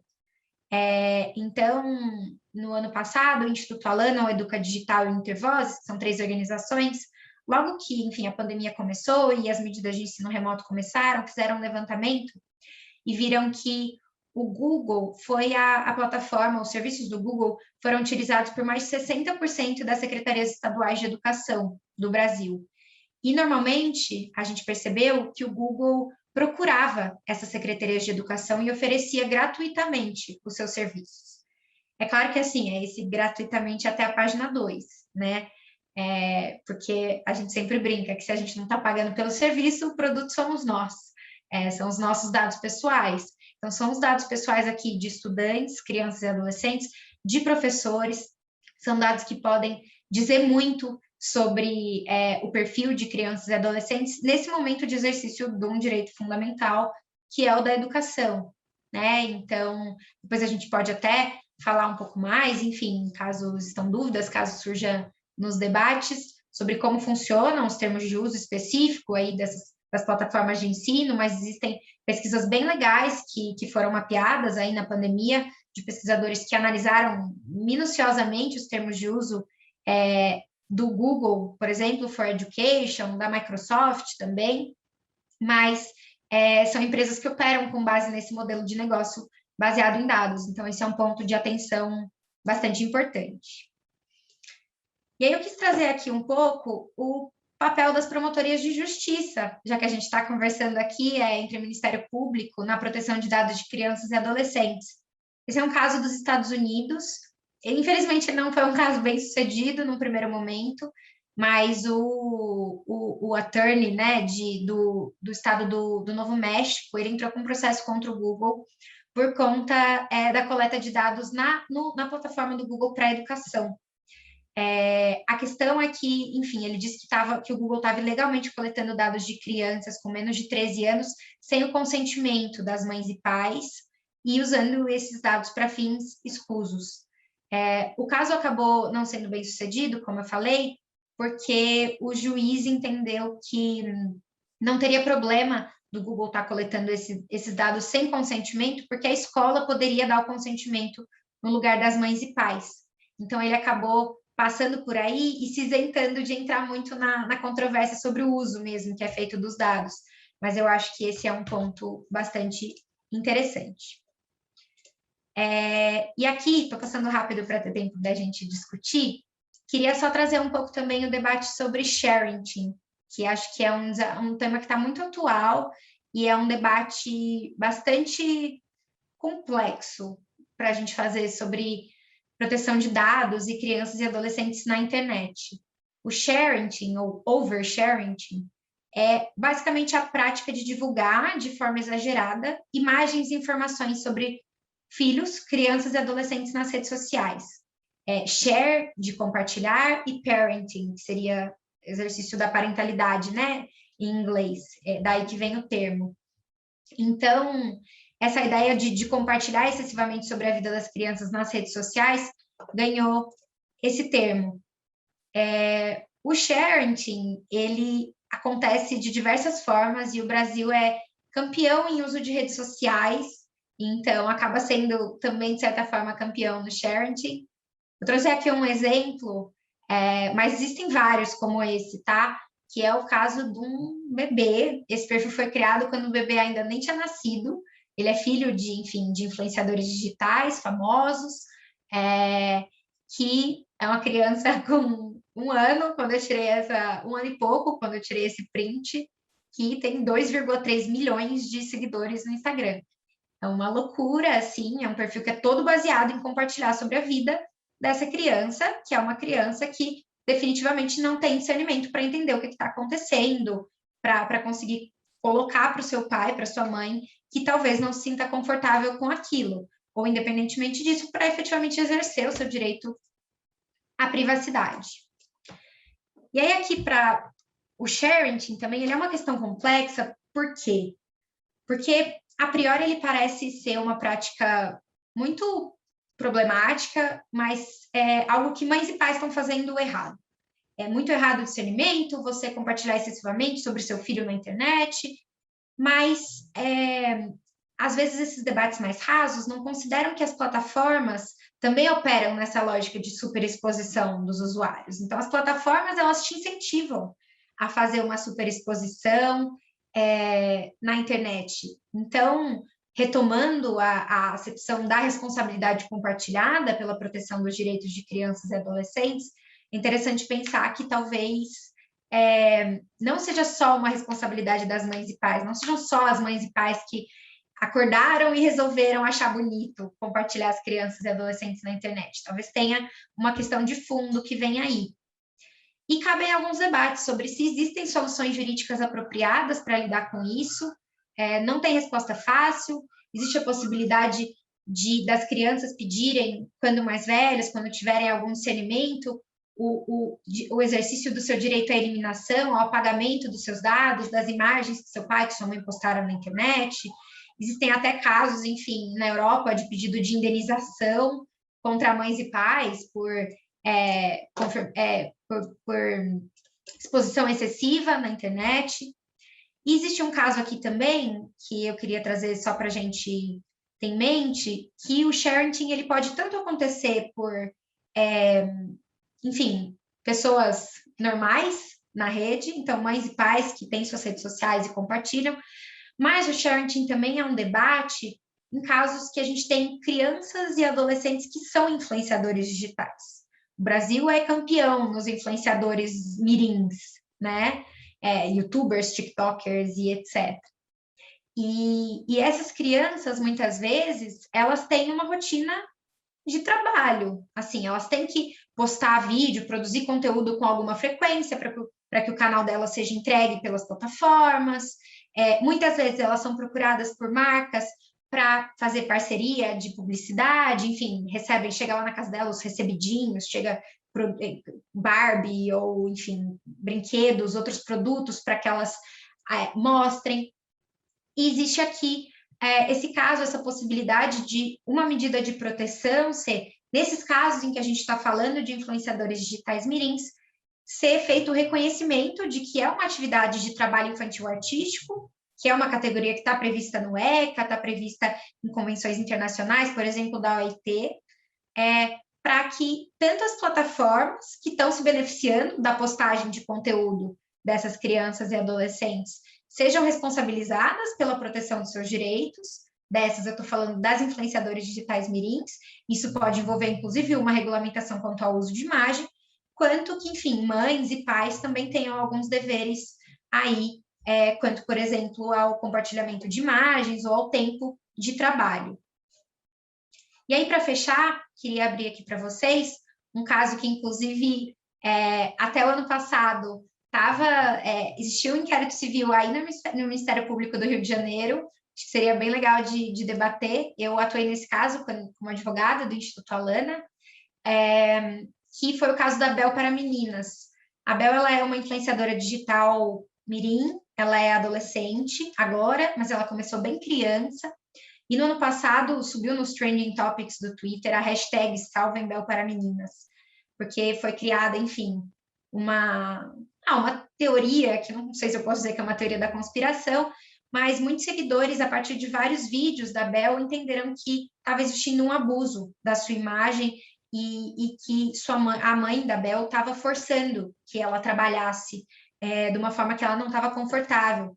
Então, tem aqui, por exemplo, um vídeo de quando a Bel era criança, que a mãe fazia alguns desafios, quebrava ovo na cabeça da menina. Teve um vídeo que a mãe fazia um shake todo esquisito lá para a menina tomar no vídeo, e aí ela acabava vomitando, e a mãe forçava que ela tomasse o shake mesmo assim. Então, enfim, é um caso que, de certa forma, ele tem essa visão, né? É importante investigar, entender se existe um abuso aí na relação familiar, na relação parental, de exercício desse poder familiar, da mãe, do pai em relação à filha, mas existe também uma discussão sobre o papel das plataformas, das redes sociais na exposição dessa menina, e mesmo das empresas também que procuram essa menina para parcerias, né, comerciais. Então, enfim, eu dei uma corrida aqui no final, mas eu quis deixar esses 15 minutos para a gente debater ou para perguntas. Essa a apresentação que eu tinha mais ou menos, queria abrir para vocês, para a gente discutir um pouco. Muito obrigado, Marina. Sensacional e assustador, né? Enfim, tantas questões aí, tantos desafios, né, para a gente refletir, inclusive na nossa atuação enquanto Ministério Público. Bem, eu abro então aqui para quem quiser levantar alguma questão, fazer alguma pergunta, fazer algum comentário, fiquem à vontade.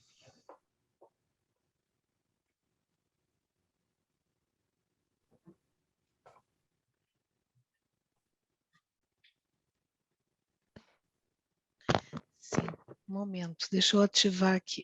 Foi. Boa noite, eu estava aqui escondidinha, mas estava ouvindo. Parabéns, Marina, eu adorei, sensacional sua exposição, e como disse o Rogério, realmente é assustador, porque esse é um mundo insuspeito para muitas pessoas, né? A gente não imagina a extensão e muito menos solução para esses problemas que você levanta, e com muita propriedade.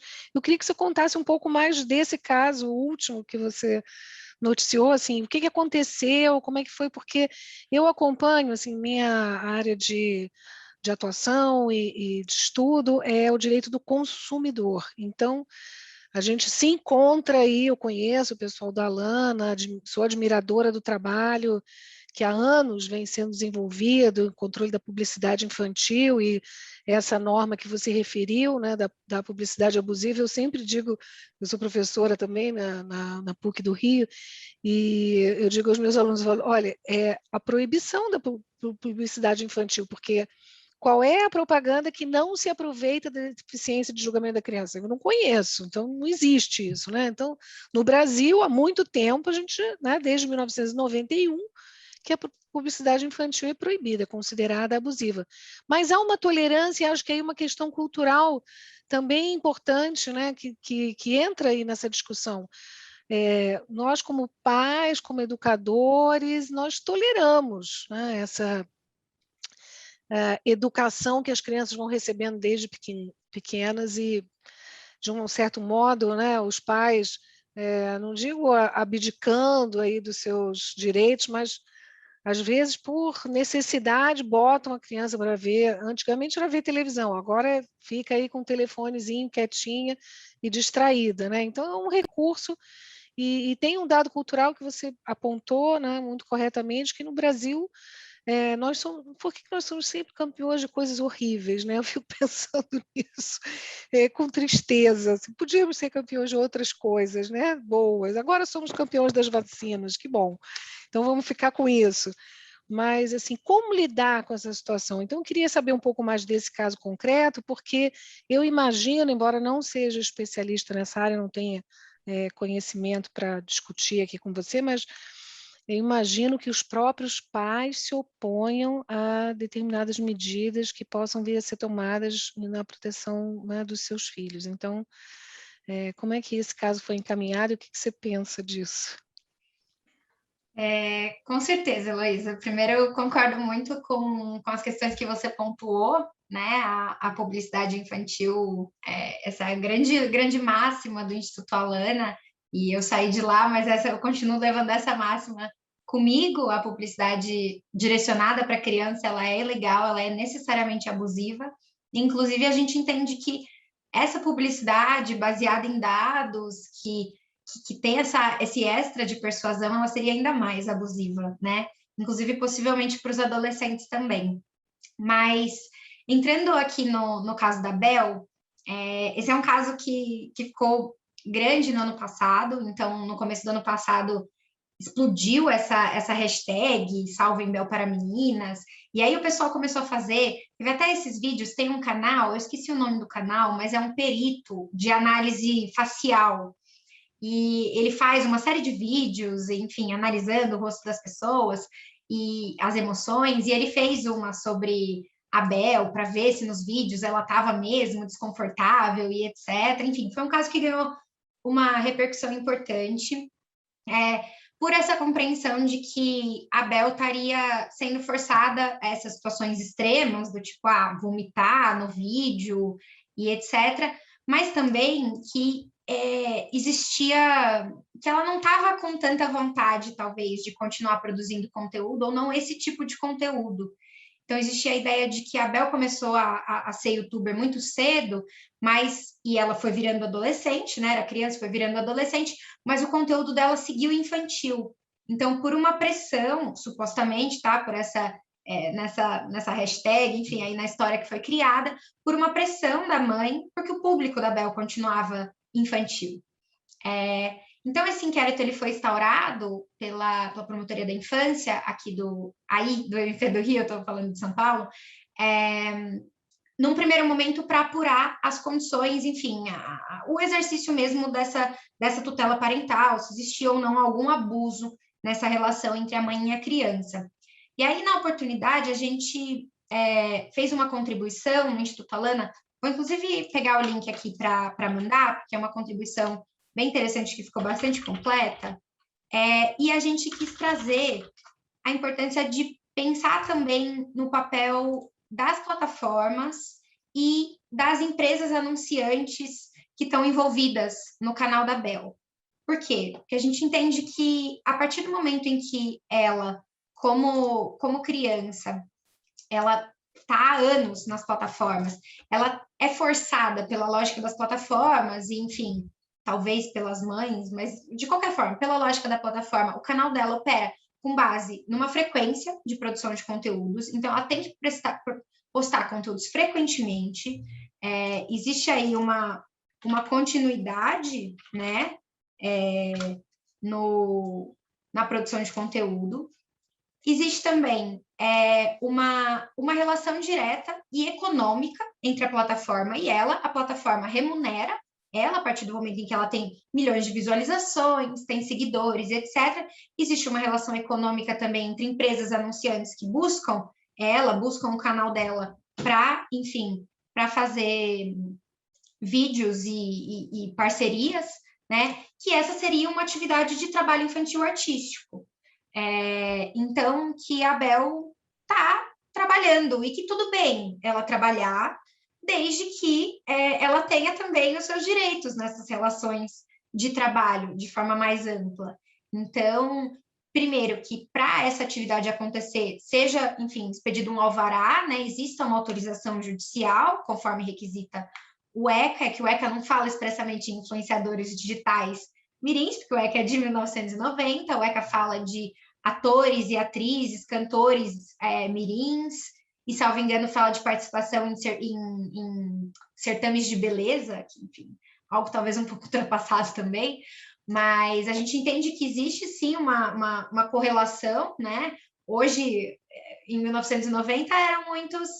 Isso, Daniela, obrigada. Esse link mesmo. E eu estou procurando aqui, vou pegar o link da nossa manifestação pelo Instituto Alana, mas também existe aí um paralelismo. A França, inclusive, aprovou no ano passado também uma lei que fala especificamente que a atividade dos youtubers mirins é uma atividade de trabalho infantil artístico.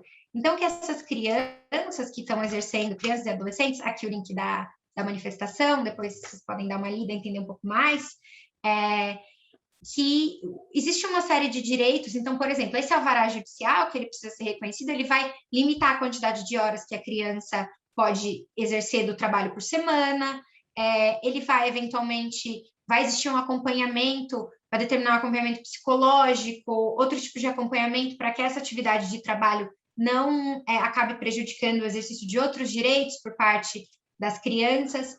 Então, é um caso que pode ser um pouco considerado um caso de sharing, considerando que possivelmente teve aí um abuso da exposição mesmo, do uso da imagem, né, da Bel, da criança, mas é um caso que vai além disso. E a gente quis, nessa nossa manifestação, frisar também bastante o papel das plataformas, além das empresas anunciantes que eventualmente fazem parcerias com a Bel, porque as plataformas, nesse modelo de negócio delas, dependem de influenciadores digitais estarem produzindo conteúdo frequentemente. Para quê? Para que elas tenham mais audiência e para que, enfim, todo esse ciclo aí se alimente, né? Então, pouco se fala sobre o papel das plataformas na proteção das crianças e adolescentes, inclusive das que estão produzindo conteúdos. E aí é um pouco essa tentativa aqui de trazer nessa manifestação. A última notícia que eu tive sobre o caso é que ele estava, enfim, continuava em tramitação aí na Promotoria da Infância e Juventude e que possivelmente seria aberto para audiência pública.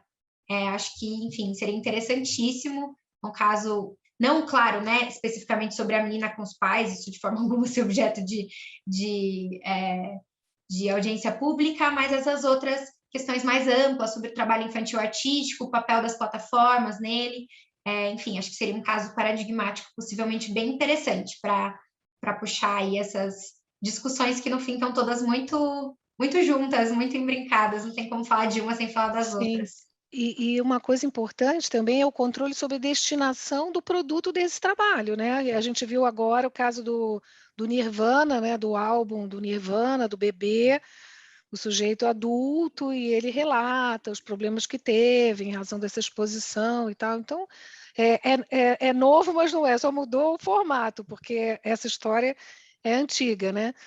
E eu concordo com você, acho importantíssimo que o caso suscite essa discussão, né, para trazer aqui para a reflexão de todos, assim, qual é o mundo que a gente quer, né? E o único caminho é responsabilizar as empresas, como a gente viu também um outro exemplo que me ocorreu enquanto você falava, o caso do Sleeping Giants, né? O cara vai contra a empresa e diz, olha, você está fazendo um tipo de propaganda, enfim, deixando que se faça, que é inadmissível, e multar e responsabilizar, porque a gente só consegue realmente quando dói no bolso, né? Aí, nesse momento, eles mudam o comportamento. Mas obrigada, Marina, gostei muito, sua palestra foi excelente, tá? De parabéns. Bom, Obrigada. que bom. Obrigada, Heloísa. E é exatamente isso, né? No fim, é muito fácil a gente querer culpabilizar, colocar toda a culpa nas mães e nos pais, quando no fim eles são os elos mais fracos, talvez, né? Essa lógica das plataformas, enfim, ela é muito maior que todos nós. A gente, mesmo estudando sobre o assunto, a gente não tem plena ciência de tudo que está acontecendo. Então, a gente precisa entender aí também, realmente colocar em prática esse princípio da responsabilidade compartilhada pela proteção das crianças que a Constituição prevê. Isso aí.